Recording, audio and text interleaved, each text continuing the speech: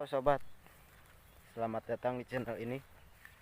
Dan sekarang saya mau mancing di daerah Purwakarta atau perbatasan. Dan target kita hari ini mancing ikan wader atau ikan benter ya, dengan joran yang kecil seperti ini. Mudah-mudahan dapat banyak ya.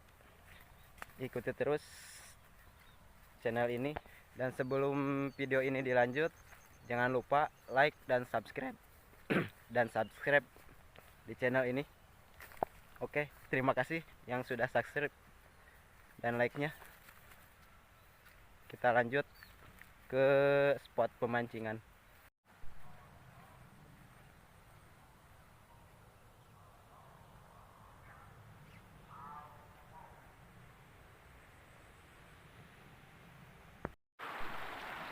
Dan ini lokasinya. Woi, ke rumah dong. Dan ini lokasinya banyak sampah plastik. Tapi kita coba.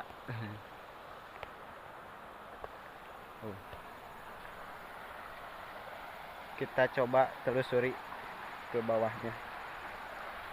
Mudah-mudahan bagus. Ini di jam 5 sore dengan pakai umpan kuak ya, atau kayak apa ya, kayak rayap gitu ya, pakai umpan kuak. Mudah-mudahan dapat